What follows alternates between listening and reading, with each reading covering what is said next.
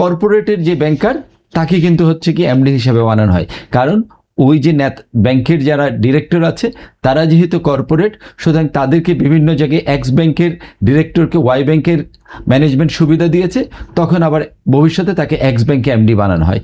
এই যে একটা চক্রের মধ্যে আমরা পড়ে গিয়েছি, সেই জায়গাটায় এসএমই জায়গাটা বারবার উপেক্ষিত হয়েছে। আমাদের দেশে সবার কেমন যেন একটা নেচার হয়ে গিয়েছে, কত সহজে সব কিছু করে ফেলবো। আর এই জায়গায় একটা দুর্ভাগ্যজনকভাবে অদ্ভুত ঘটনা আছে, সেটা হচ্ছে যে আপনার যেহেতু এসএমইদের পক্ষে কথা বলার জন্য ব্যাংকে কেউ নাই, মানে ব্যাংকের মালিকরা সবাই হচ্ছে কর্পোরেটের নেতা, তারা কর্পোরেট ব্যবসায়ী।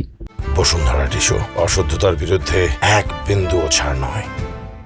এই মালিকদেরই, এরা এক ব্যাংকে মালিক আরেক ব্যাংকে বড়োয়ার, তাদেরই মনোযোগ আকর্ষণ করার জন্য আমরা দেখি যে ব্যাংকাররা যারা আছে তারাও কিন্তু বিভিন্নভাবে এদের কি তোষামদি করে।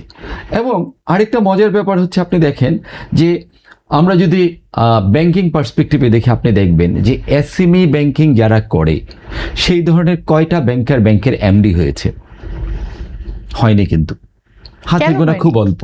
কিন্তু সব হচ্ছে কর্পোরেট ব্যাংকিং যারা করে, কর্পোরেটের যে ব্যাংকার তাকে কিন্তু হচ্ছে কি এমডি হিসাবে বানানো হয়, কারণ ওই যে ব্যাংকের যারা ডিরেক্টর আছে তারা যেহেতু কর্পোরেট, সুতরাং তাদেরকে বিভিন্ন জায়গায় এক্স ব্যাংকের ডিরেক্টরকে ওয়াই ব্যাংকের ম্যানেজমেন্ট সুবিধা দিয়েছে, তখন আবার ভবিষ্যতে তাকে এক্স ব্যাংকে এমডি বানানো হয়। এই যে একটা চক্রের মধ্যে আমরা পড়ে গিয়েছি, সেই জায়গাটায় এসএমই জায়গাটা বারবার উপেক্ষিত হয়েছে। এর ফলশ্রুতিতে আমরা দেখছি যে আমাদের এসএমই খাতটা আসলে সব জায়গায় মনোযোগটা, ইভেন কর্পোরেট বডি আমরা যদি এফবিসিসিআই বলি, বিভিন্ন জায়গায় বলি, সব জায়গায় কিন্তু আমরা দেখি হচ্ছে গিয়ে এসএমইর বক্তব্যটা বলার লোকের কিন্তু অনেক অল্প আওয়াজ, তাদের শক্তিটা অনেক দুর্বল।